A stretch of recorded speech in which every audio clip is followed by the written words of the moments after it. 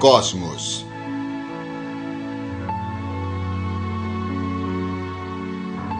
De Carl Sagan. Uma viagem pessoal. Distribuição Sinapse. A harmonia dos mundos.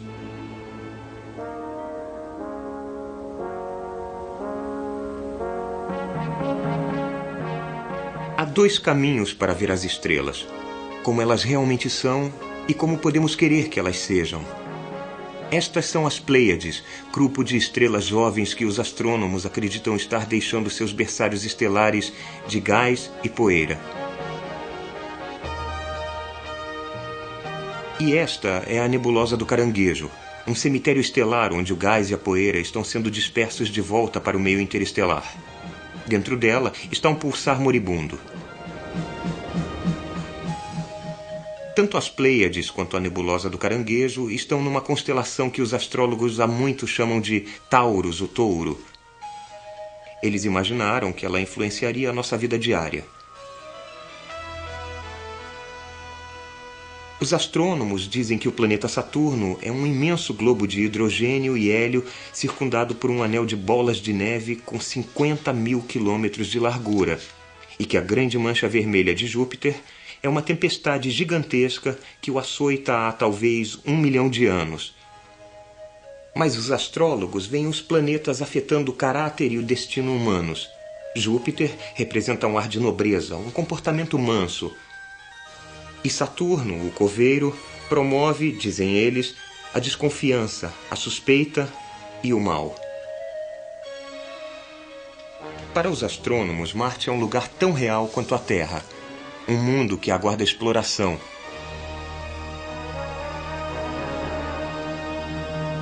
Mas os astrólogos veem Marte como um guerreiro, um instigador de discórdias, violência e destruição.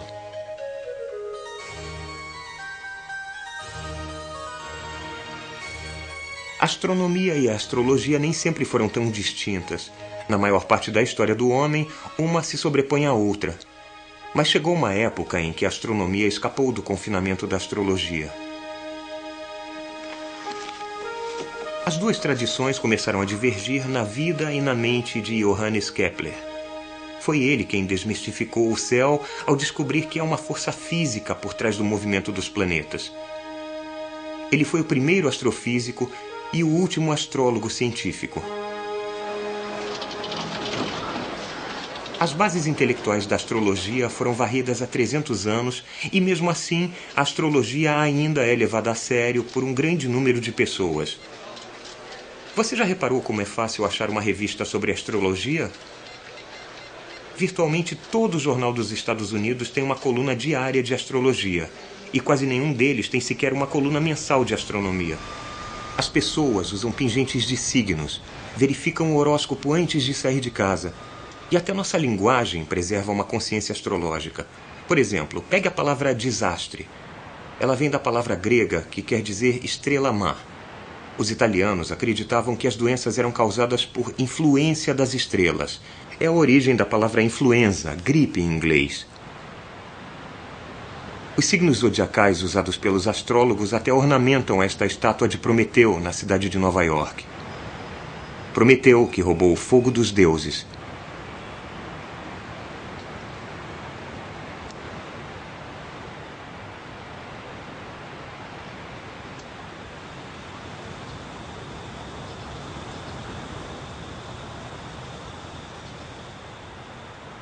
Mas que negócio todo é esse de astrologia?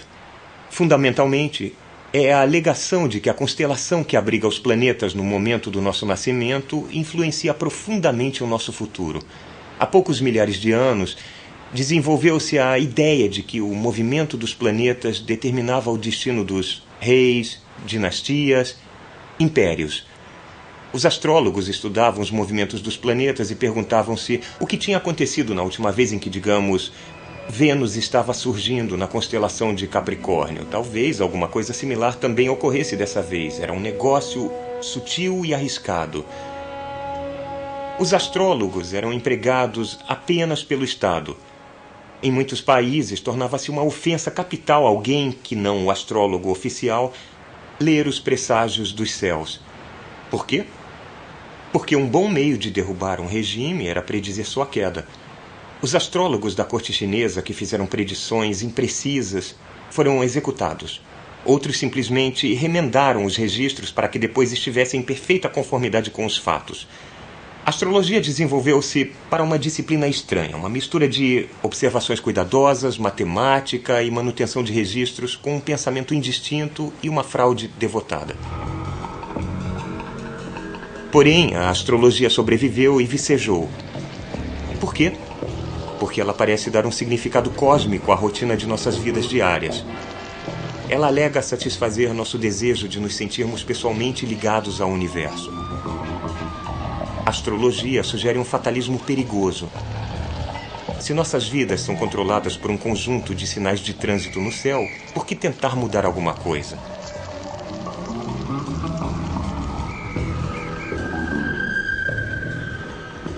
Vejam isto, aqui temos 2 jornais diferentes publicados na mesma cidade no mesmo dia. Vamos ver o que eles dizem sobre astrologia. Suponhamos que você seja de Libra, que nasceu entre 23 de setembro e 22 de outubro. De acordo com o astrólogo do New York Post, conciliação vai ajudar a aliviar a tensão. Bom, talvez isto seja um tanto vago. E de acordo com o astrólogo do New York Daily News, exija mais de você mesmo. Bom, também é vago, mas também é muito diferente. É interessante que estas previsões não são previsões que nos dizem o que fazer, não dizem o que vai acontecer. Elas são feitas conscientemente para serem tão vagas que podem se aplicar a qualquer um e discordam uma da outra. A astrologia pode ser testada pelas vidas de gêmeos. Há muitos casos reais como este. Um gêmeo é morto na infância em, digamos, um acidente de bicicleta ou atingido por um raio, mas o outro tem uma vida próspera até a velhice. Suponha que tenha acontecido comigo. O meu irmão gêmeo e eu nascemos exatamente no mesmo lugar, com diferença de minutos um do outro. Exatamente os mesmos planetas estariam exercendo influência em nossos nascimentos. Se a astrologia fosse válida, como podemos ter destinos tão profundamente diferentes? Acontece que os astrólogos não conseguem nem concordar entre si sobre o significado das configurações astrológicas. Em testes meticulosos, eles são incapazes de predizer o caráter e o futuro de pessoas de quem eles sabem somente a hora e o local de nascimento. E também, como isso poderia dar certo? Como o nascer de Marte no momento do meu nascimento pode me afetar naquela hora e agora? Eu nasci em um quarto fechado. A luz de Marte não podia entrar. A única influência de Marte que poderia me afetar seria sua gravidade. Mas a influência gravitacional do obstetra era muito maior do que a influência gravitacional de Marte. Marte é muitíssimo maior, mas o obstetra estava muito mais perto.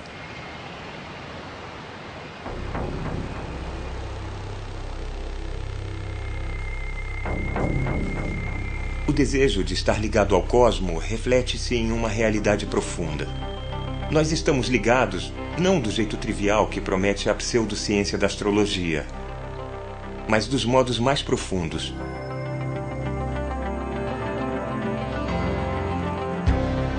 Nosso pequeno planeta está sob a influência de uma estrela. O Sol nos aquece, dirige o clima, sustenta todas as coisas vivas. Há 4 bilhões de anos, ele produziu a vida na Terra. Mas o nosso Sol é apenas uma de 1 bilhão de trilhões de estrelas dentro do universo observável.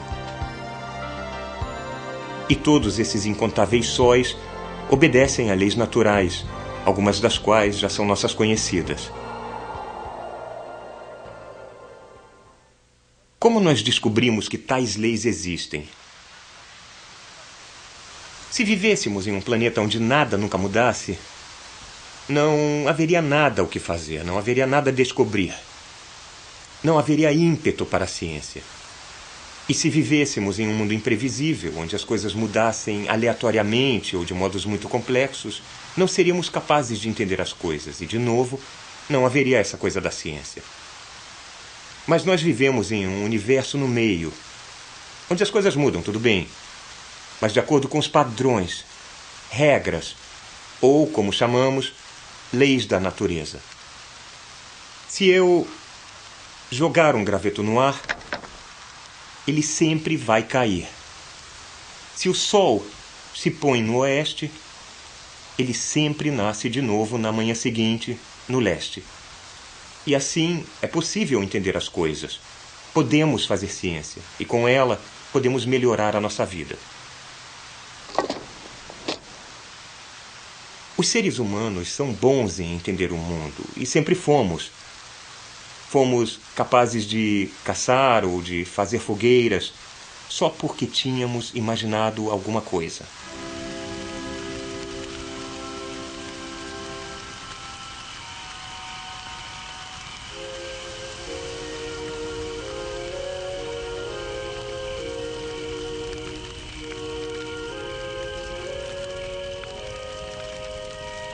Existia uma época, antes da televisão, antes do cinema, antes do rádio e dos livros. A maior parte da existência humana foi passada nessa época. E então, com as últimas brasas da fogueira, em uma noite sem lua, nós olhamos as estrelas.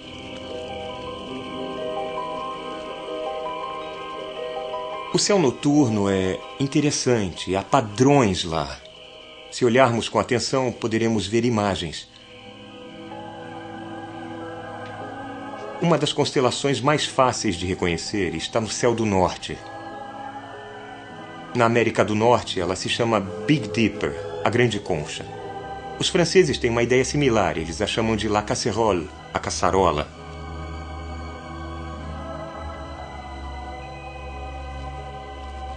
Na Inglaterra medieval, este mesmo conjunto de estrelas lembrava às pessoas um simples arado de madeira.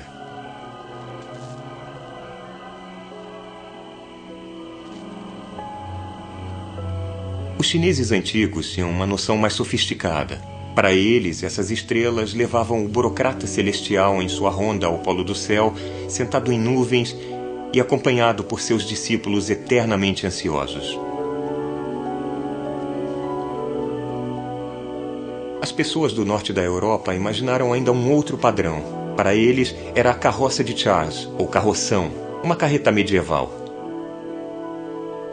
Mas outras culturas viram essas 7 estrelas como parte de uma imagem maior.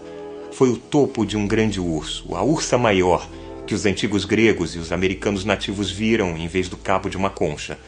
Mas com certeza a interpretação mais criativa deste grande grupo de estrelas foi a dos antigos egípcios.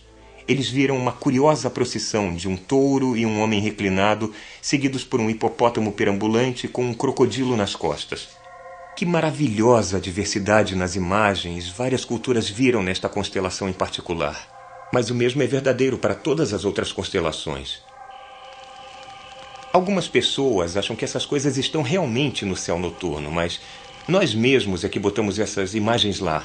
Éramos caçadores, então botamos caçadores e cães, leões e jovens mulheres, lá em cima nos céus. Toda sorte de coisas de nosso interesse. Quando os marujos europeus do século XVII viram pela primeira vez os céus do sul, botaram todo tipo de coisas do interesse do século XVII lá em cima. Microscópios, telescópios, bússolas e popas de navios. Se as constelações tivessem sido batizadas no século XX, acho que poríamos lá geladeiras, bicicletas, astros do rock, talvez até cogumelos nucleares. Um novo conjunto de esperanças e medos humanos posto entre as estrelas. Mas as estrelas são mais do que só imagens. Por exemplo, as estrelas sempre nascem no leste e sempre se põem no oeste, levando a noite toda para cruzar o céu se passarem a pino. Há constelações diferentes em estações diferentes. As mesmas constelações sempre nascem, digamos, no início do outono. Jamais acontece de uma nova constelação aparecer de repente no leste, uma que jamais tenha sido vista. Há uma regularidade, uma permanência, uma previsibilidade sobre as estrelas. De certo modo, elas são quase consoladoras.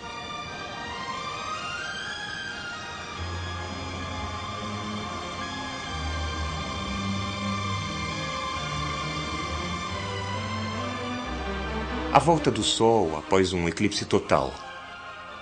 Seu nascer de manhã após uma enfadonha ausência à noite e o reaparecimento da lua crescente depois da lua nova sempre falaram aos nossos ancestrais da possibilidade de sobreviver à morte. Lá em cima, nos céus, havia uma metáfora da imortalidade. Quase 1000 anos depois, no sudoeste norte-americano, o povo Anasazi construiu um templo de pedras, um observatório astronômico para marcar o dia mais longo do ano.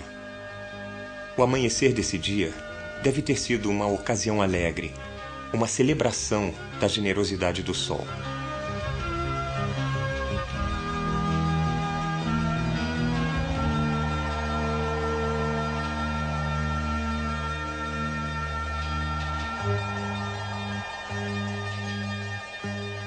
Eles construíram este calendário cerimonial para que os raios do sol penetrassem pela janela e entrassem em um nicho em particular apenas nesse dia.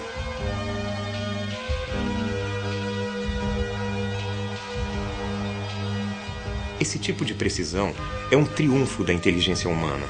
Ele sobrevive aos seus criadores. Hoje, isto aqui é um local solitário. O povo Anasazi não existe mais. Eles aprenderam a predizer a mudança das estações. Não conseguiram predizer a mudança do clima e a falta de chuvas. Mas o templo deles continua a captar os primeiros raios de sol no solstício de verão.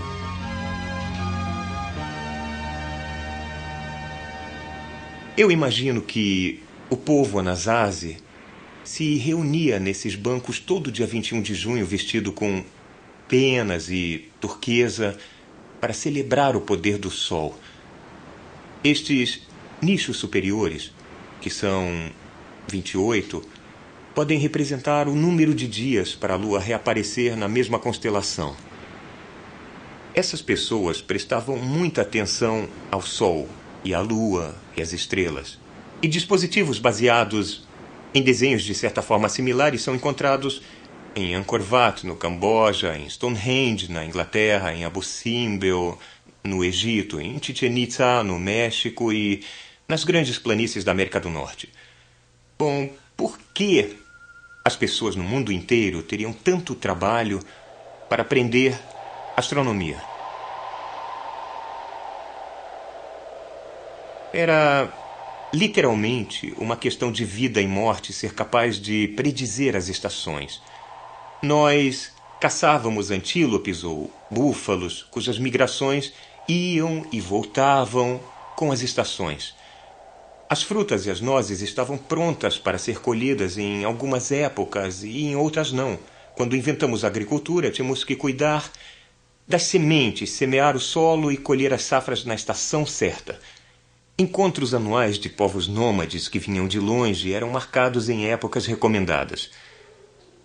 Bom, alguns dispositivos alegados para fins de calendário podiam ser devidos ao acaso, por exemplo, o alinhamento acidental de uma janela e um nicho, mas há outros dispositivos maravilhosamente diferentes.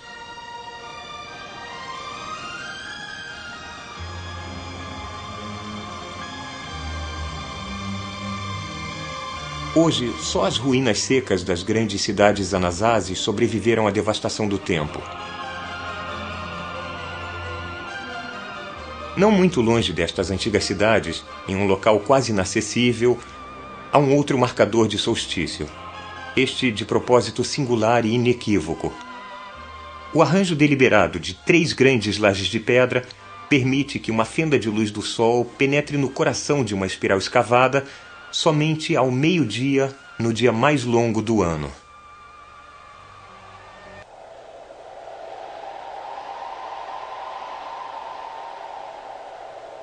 O vento açoita os canyons aqui no sudoeste norte-americano e ninguém ouve, além de nós. Um lembrete das 40.000 gerações de homens e mulheres que nos precederam, sobre quem não sabemos quase nada, sobre quem a nossa sociedade está baseada.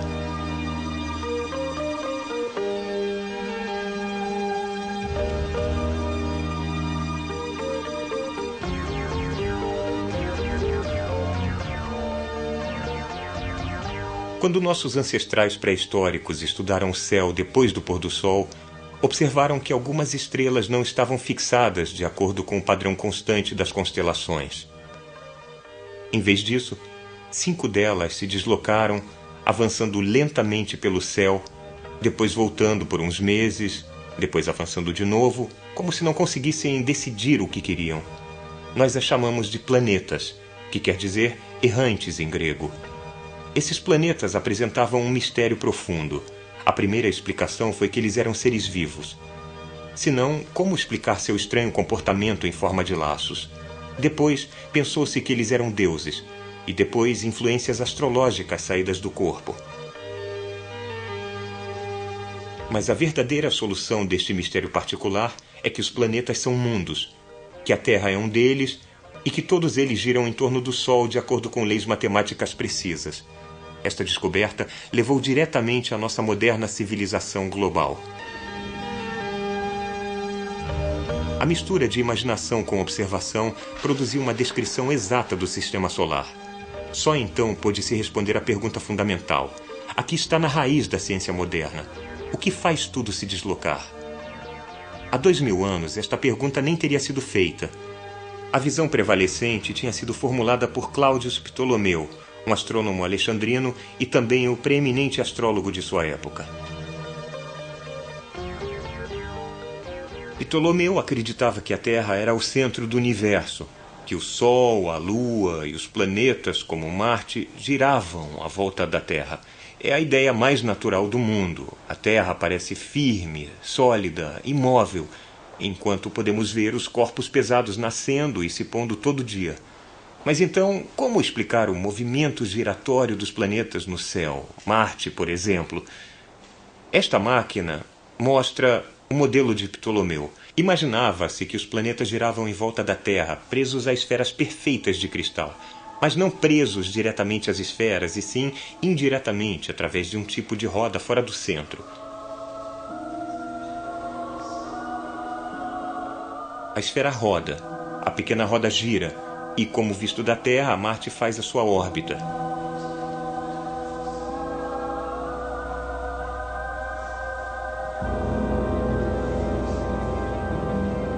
Este modelo permitiu predições razoavelmente acuradas do movimento planetário, onde um planeta estaria em determinado dia, por exemplo. Com certeza, predições boas o bastante para os padrões da época de Ptolomeu e ainda por um bom tempo. Apoiado pela Igreja na Idade das Trevas, o modelo de Ptolomeu evitou efetivamente o avanço da astronomia por 1500 anos. Finalmente, em 1543, uma explicação muito diferente do aparente movimento dos planetas foi publicada por um clérigo polonês chamado Nicolau Copérnico. Seu aspecto mais ousado era a proposta de que o Sol, e não a Terra, era o centro do universo. A Terra foi rebaixada a apenas um dos planetas. O retrocesso, ou movimento circular, acontece quando a Terra ultrapassa Marte em sua órbita. Dá para ver isso do ponto de vista da Terra. Marte agora está indo ligeiramente para trás e não está indo em sua direção original. Este modelo de Copérnico pelo menos funcionava tão bem quanto as esferas de cristal de Ptolomeu, mas irritou muita gente. A Igreja Católica mais tarde pôs o trabalho de Copérnico em sua lista de livros proibidos. E Martinho Lutero descreveu Copérnico com essas palavras. Ele disse: as pessoas dão ouvidos a um astrólogo presunçoso. Esse tolo quer reverter toda a ciência da astronomia. Fecha aspas. A confrontação entre as duas visões do cosmo, centrada na Terra e centrada no Sol, atingiu seu clímax com um homem que, como Ptolomeu, era tanto astrônomo quanto astrólogo.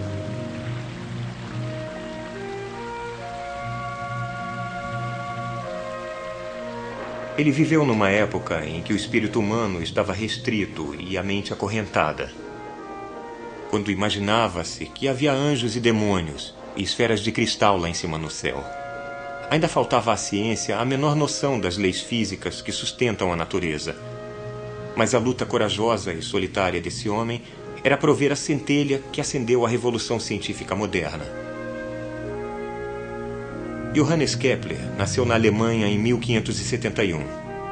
Ele foi mandado para a escola seminarística protestante na cidade provinciana de Maulbronn para ser educado pelos clérigos. Era uma vida rigorosa e disciplinada.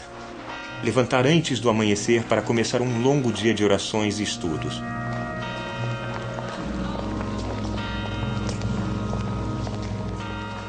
Era a idade da reforma.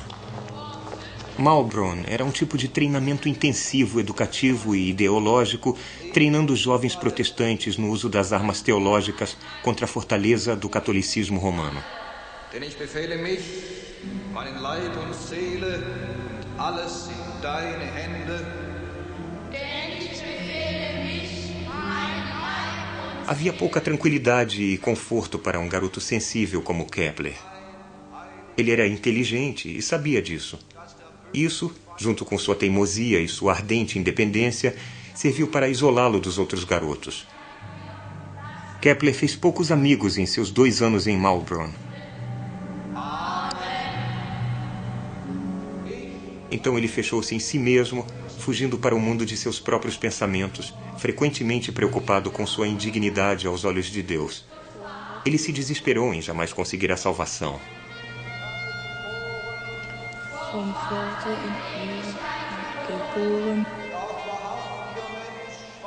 Mas Deus, para ele, era mais do que punição.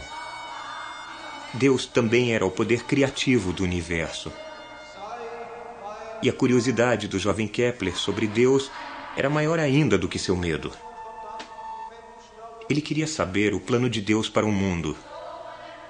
Ele queria ler a mente de Deus. Esta era sua obsessão. Isto iria inspirar todos os seus grandes empreendimentos. Isto iria tirá-lo, e a Europa, do claustro do pensamento medieval.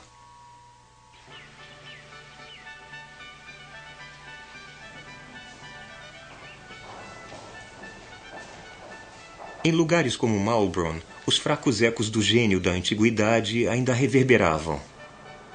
Aqui, além da teologia, Kepler estudava grego, latim, música e matemática.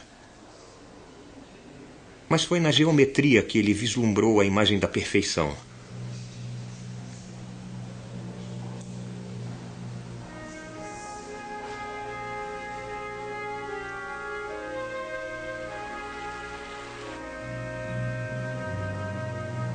Mais tarde ele escreveria: a geometria existia antes da criação. Ela é coeterna com a mente de Deus. A geometria deu a Deus um modelo para a criação. A geometria é o próprio Deus.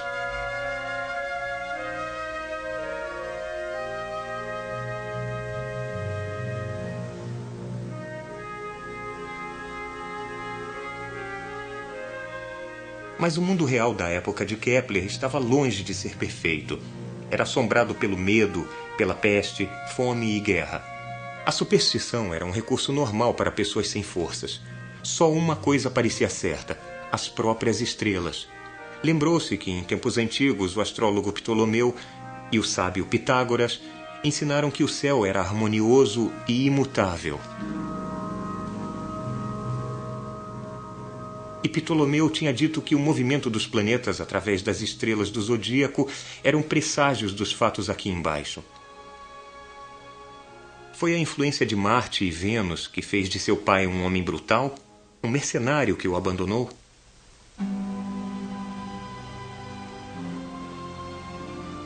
Será que uma conjunção infeliz de planetas em um signo adverso fez de sua mãe uma mulher perversa e briguenta?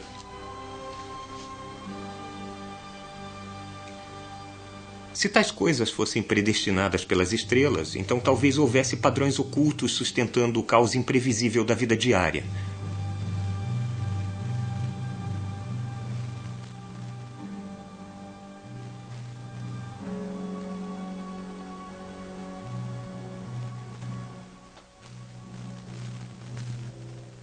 Padrões tão constantes quanto as estrelas.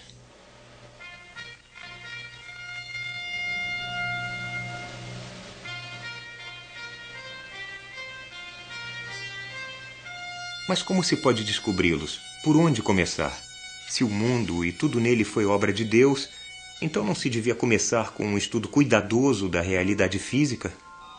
A criação toda não foi uma expressão das harmonias na mente de Deus? O livro da natureza esperou 1500 anos por um leitor.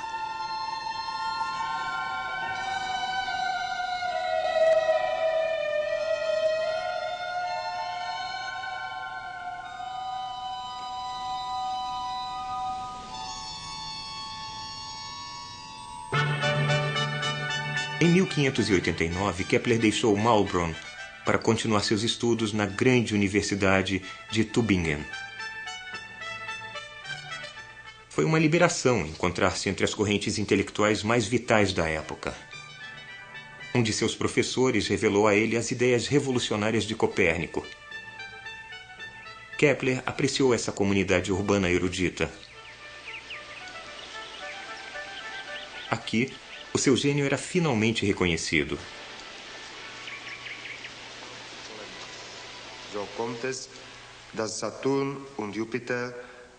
Kepler não seria ordenado depois de Tübingen. Em vez disso, para sua grande surpresa, foi convocado para Graz, na Áustria, para tornar-se professor de matemática colegial. Kepler não era muito bom professor. Em seu primeiro ano em Graz, a sua turma de matemática só teve um punhado de alunos. No segundo ano, nenhum.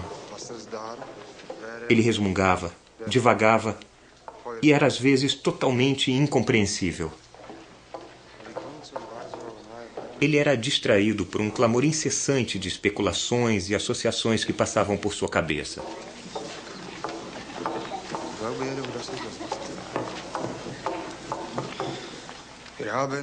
E numa agradável tarde de verão, com seus alunos querendo o fim da aula, ele foi tomado por uma revelação que ia alterar radicalmente o curso futuro da astronomia e do mundo.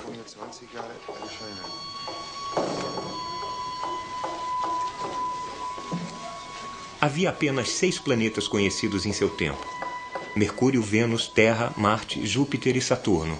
Por um tempo, Kepler ficou pensando: por que só 6 planetas? Por que não 20 planetas ou 100? E por que esse espaçamento em particular entre suas órbitas? Ninguém jamais havia feito tais perguntas antes. Durante uma aula de astrologia, Kepler inscreveu dentro do círculo do zodíaco um triângulo com 3 lados iguais. Ele então notou, quase que por acaso, que um círculo menor inscrito dentro do triângulo tinha a mesma ligação com um outro círculo do que a órbita de Júpiter com a órbita de Saturno. Pode uma geometria similar relacionar as órbitas de outros planetas? Kepler lembrou dos sólidos perfeitos de Pitágoras. De todas as formas tridimensionais possíveis, havia 5, e apenas 5, cujos lados eram polígonos regulares. Ele acreditava que os 2 números estavam ligados, que a razão de haver apenas 6 planetas era que havia apenas 5 sólidos regulares. Nesses sólidos perfeitos, aninhados um dentro do outro, ele acreditava ter descoberto os apoios invisíveis para as esferas dos 6 planetas.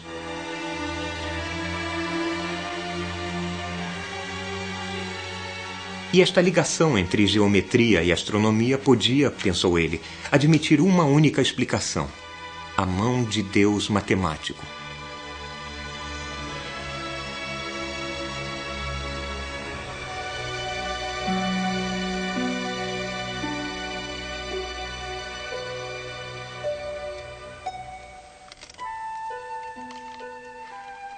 O prazer intenso que eu tive com esta descoberta jamais pode ser dito em palavras, disse ele. Agora eu não fico mais abatido no trabalho. Passei dias e noites em trabalhos matemáticos até conseguir ver se a minha hipótese concordaria com as órbitas de Copérnico ou se minha alegria iria sumir em pleno ar.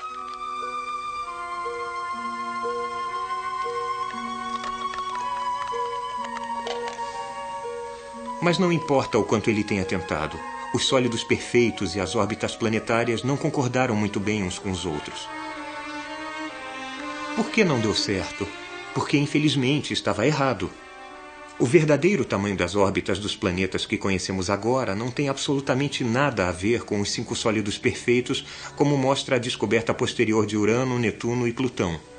Mas Kepler passou o resto da vida perseguindo esse fantasma geométrico. Não conseguiu abandoná-lo e não conseguiu fazê-lo funcionar. A sua frustração deve ter sido enorme. Finalmente, ele decidiu que as observações planetárias, há muito aceitas, é que deveriam estar imprecisas, e não seu modelo de sólidos aninhados. Só havia um homem no mundo com acesso a observações mais precisas. Esse homem era Tycho Brahe, que por acaso tinha escrito recentemente a Kepler para que fosse trabalhar com ele. Kepler ficou relutante a princípio, mas não tinha escolha.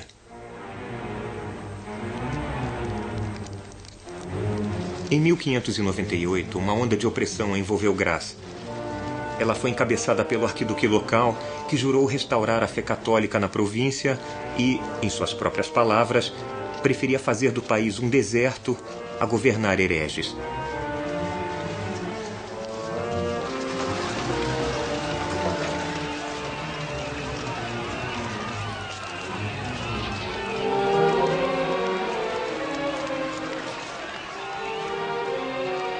A escola de Kepler foi fechada. As pessoas foram proibidas de venerar, de cantar hinos e de ter livros de natureza herege. Os que se recusavam a abraçar o catolicismo eram multados em 10% de seus bens e exilados do país feridos de morte. Kepler preferiu o exílio.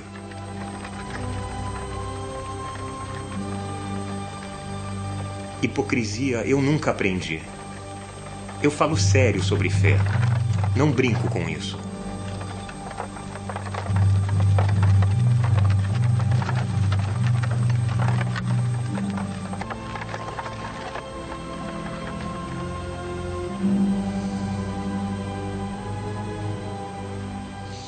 Para Kepler, esse foi apenas o primeiro de uma série de exílios forçados a ele por religiosos fanáticos.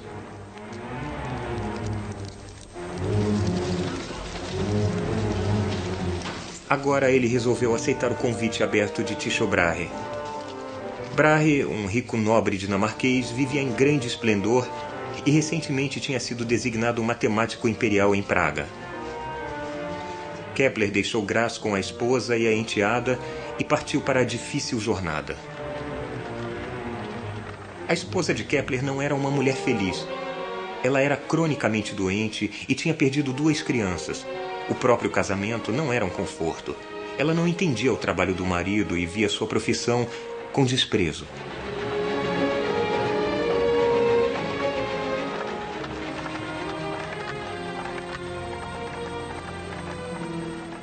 Kepler era casado com o trabalho, e cada quilômetro tedioso o levava para mais perto do grande Tycho Brahe, cujas observações ele sinceramente esperava que confirmassem a sua teoria. Kepler previa a propriedade de Tycho como um santuário dos males do tempo. Ele aspirava a ser um colega valoroso para o ilustre Tycho, que por 35 anos tinha ficado imerso em medidas exatas de um universo que funciona como um relógio, ordenado e preciso.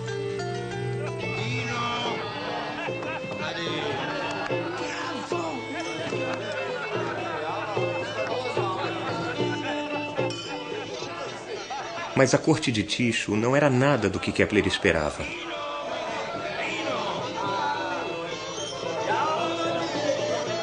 O próprio Tycho era uma figura vistosa, adornada com um nariz de ouro. O original tinha sido perdido em um duelo com um estudante para ver quem era superior como matemático. E ele mantinha um séquito quase circense de assistentes, parentes distantes e parasitas diversos.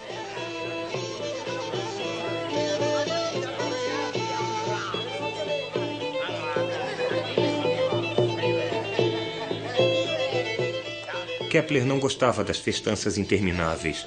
Ele estava impaciente para ver os dados de Tycho, mas Tycho dava a ele apenas algumas partes por vez. Tycho, disse ele, não me deu oportunidade de compartilhar de seus estudos. Ele, apenas no curso de uma refeição e entre outros assuntos, mencionava, assim de passagem, hoje a figura do apogeu de um planeta, amanhã os nodos de outro.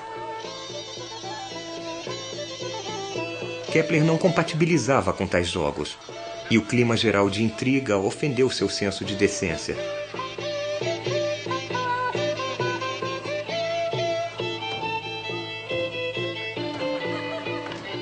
A zombaria cruel de todos para com o respeitoso e erudito Kepler o deprimiu e o entristeceu. A minha opinião de Tycho é esta. Ele é superlativamente rico, mas não sabe como fazer um uso adequado disso. Tycho possui as melhores observações. Também tem colaboradores. Só lhe falta o arquiteto que daria utilidade a isso tudo.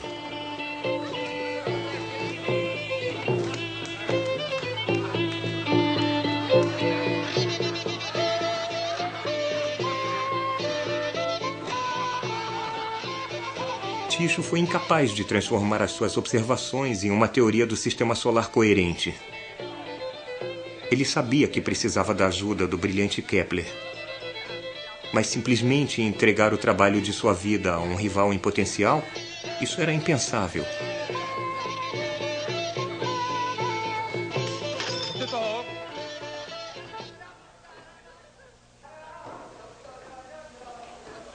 Tycho era o maior gênio observador da época e Kepler o maior teórico.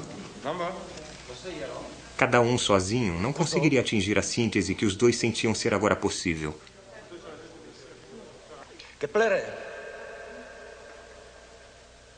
O nascimento da ciência moderna, que é a fusão da observação e da teoria, balançava no precipício de sua desconfiança mútua.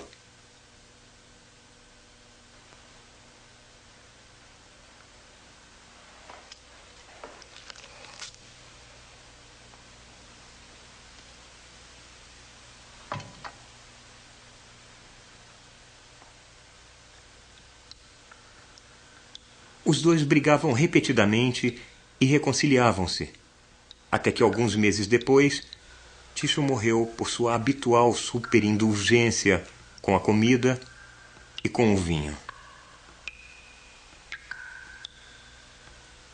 Kepler escreveu a um amigo: na última noite do suave delírio de Tycho, ele ficou repetindo estas palavras como alguém compondo um poema. Não deixem parecer que eu vivi em vão. Não deixem parecer que eu vivi em vão.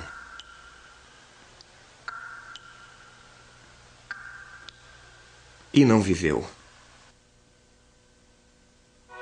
Finalmente, depois da morte de Tycho, Kepler deu um jeito de extrair de sua relutante e enlutada família as observações do aparente movimento de Marte através das constelações obtidas em um período de muitos anos. Os dados das últimas décadas antes da invenção do telescópio eram de longe as mais precisas já obtidas até aquela época. Kepler trabalhou com um tipo de intensidade apaixonada para entender as observações de Tycho. Que movimentos reais da Terra e de Marte em relação ao Sol podem explicar a precisão da medida, o movimento aparente, como visto da Terra, de Marte no céu. E por que Marte? Porque Tycho tinha dito a Kepler que o movimento aparente de Marte era o mais difícil de reconciliar com uma órbita circular. Após anos de cálculos, ele acreditava que tinha achado os valores corretos para uma órbita marciana circular que batia com 10 das observações de Tycho Brahe dentro de 2 minutos de arco. Há 60 minutos de arco em um grau angular e, é claro, 90 graus do horizonte ao zênite. Então, alguns minutos de arco é uma quantidade muito pequena para medir, principalmente sem um telescópio. Mas o êxtase de Kepler com a descoberta logo desmoronou para desânimo porque 2 outras observações de Tycho eram inconsistentes com a sua órbita por uns 8 minutos de arco. Kepler escreveu: se eu tivesse acreditado que poderíamos ignorar esses 8 minutos, teria remendado a minha hipótese de acordo com isso. Mas já que não era permissível ignorá-los, esses 8 minutos apontavam a estrada para uma reforma completa da astronomia. A diferença entre uma órbita circular e uma órbita verdadeira de Marte poderia ser distinguida só por medidas precisas e por uma corajosa aceitação dos fatos. Kepler estava profundamente chateado por ter que abandonar uma órbita circular. Isso abalou sua fé em Deus como o criador de uma geometria celestial perfeita. Tendo limpado a estabilidade da astronomia de círculos e espirais, disse ele ficou com apenas uma simples carruagem de esterco. Ele tentou várias curvas ovais mal calculadas, cometeu alguns erros aritméticos que o fizeram de fato rejeitar a resposta correta, e meses depois, em certo desespero, tentou a fórmula pela primeira vez para uma elipse. A elipse batia lindamente com as observações de Tycho. Em tal órbita, o Sol não está no centro, mas sim descentrado. Está em um foco da elipse. Quando um dado planeta está no ponto mais distante em sua órbita do Sol, ele se move mais devagar. Ao se aproximar do ponto próximo, ele acelera. É por tal movimento que nós descrevemos os planetas como sempre caindo em direção ao Sol, mas nunca o atingindo. A primeira lei de Kepler do movimento planetário é simples assim. Um planeta se move em elipse com o Sol em um foco. Enquanto o planeta se move ao longo de sua órbita, ele cobre, em um dado período de tempo, uma área imaginária em forma de cunha. Quando o planeta está longe do Sol, a área é comprida e fina. Quando o planeta está próximo do Sol, a área é curta e atarracada. Embora as formas dessas cunhas fossem diferentes, Kepler descobriu que suas áreas são exatamente as mesmas. Isto permitiu uma descrição matemática precisa de como um planeta muda sua velocidade em relação à sua distância do Sol. Agora, pela primeira vez, os astrônomos podiam predizer exatamente onde um planeta estaria de acordo com uma lei simples e invariável. A segunda lei de Kepler é esta: um planeta cobre áreas iguais em tempos iguais. As duas primeiras leis do movimento planetário podem ser um tanto remotas e abstratas, mas tudo bem, os planetas se movem em elipses e cobrem áreas iguais em tempos iguais, mas e daí? Não é fácil compreender o movimento circular. Nós temos uma tendência a rejeitar isso, a dizer que é puro trabalho matemático mal feito, ou uma coisa removida da vida diária. Mas é a essas leis que o nosso próprio planeta obedece, enquanto nós, colados pela gravidade à superfície da Terra, nos lançamos ao espaço. Nós nos movemos de acordo com as leis da natureza, que Kepler tinha descoberto. Quando mandamos espaçonaves aos planetas, quando observamos estrelas duplas, quando examinamos o movimento de galáxias distantes, nós descobrimos que em todo o universo as leis de Kepler são obedecidas. Muitos anos depois, Kepler apresentou a sua terceira e última lei do movimento planetário, uma lei que relaciona o movimento dos vários planetas a cada um e que põe corretamente em ordem o mecanismo do sistema solar. Ele descobriu um relacionamento matemático simples entre o tamanho da órbita de um planeta e a velocidade média na qual ele viaja em torno do Sol. Isto confirmou a sua antiga crença de que deve haver uma força no Sol que move os planetas, uma força mais forte para os planetas internos, mais rápidos, e mais fraca para os outros planetas externos, mais lentos. Isaac Newton mais tarde identificou essa força como gravidade, respondendo finalmente à pergunta fundamental: o que faz os planetas se deslocarem? A terceira lei, ou lei harmônica de Kepler, diz que os quadrados dos períodos dos planetas, o tempo para eles completarem uma órbita, são proporcionais aos cubos, a terceira potência de suas distâncias médias do Sol. Então, quanto mais longe um planeta está do Sol, mais lentamente ele se move, mas de acordo com uma precisa lei matemática. Kepler foi a primeira pessoa na história da espécie humana a entender correta e quantitativamente como os planetas se movem, como o sistema solar funciona.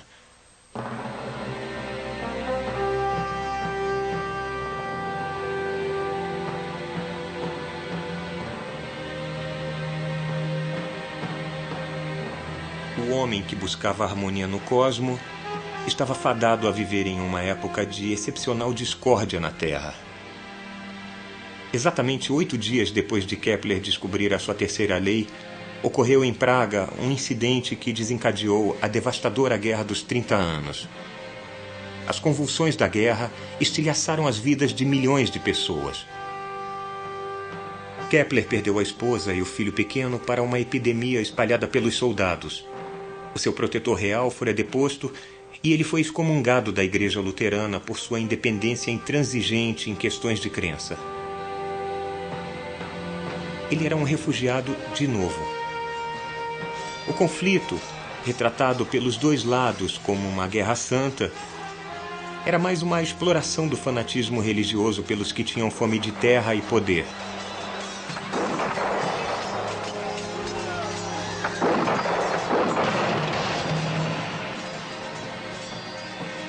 Essa guerra introduziu a pilhagem organizada para manter os exércitos no campo.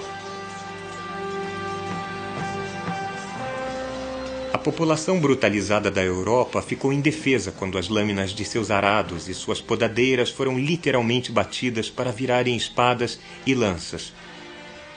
O boato e a paranoia varreram o interior, envolvendo principalmente os indefesos. Entre os muitos bodes expiatórios escolhidos estavam senhoras idosas que moravam sozinhas e eram acusadas de bruxaria.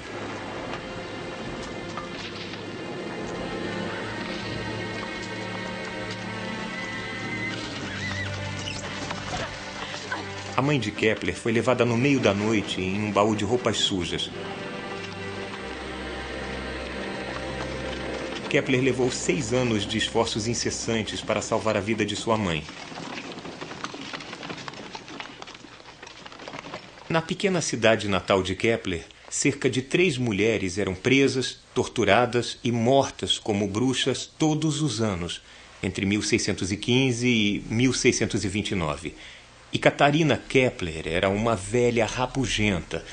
Ela se engajou em disputas que irritaram a nobreza local e vendia drogas. O pobre Kepler achou que ele próprio tinha contribuído inadvertidamente para a prisão da mãe. Isso surgiu porque ele tinha escrito um dos primeiros trabalhos de ficção científica. A intenção era explicar e popularizar a ciência, e o trabalho se chamava Somnium, o sonho.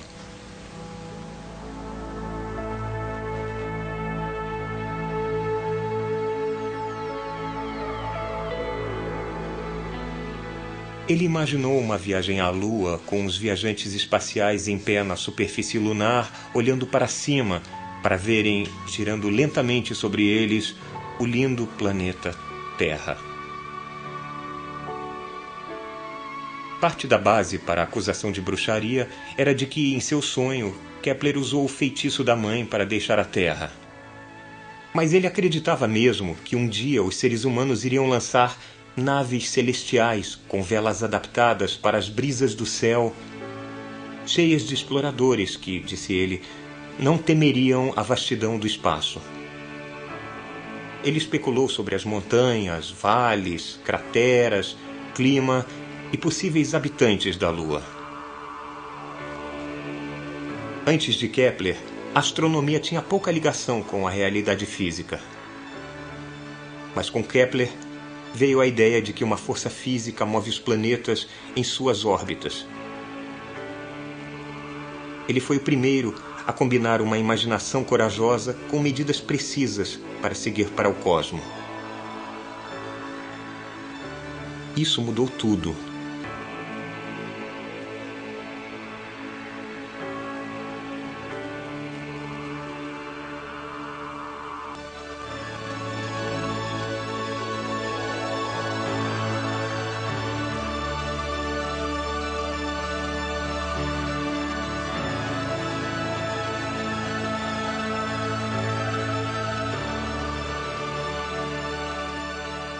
Essa fusão de fatos com sonhos abriu o caminho para as estrelas.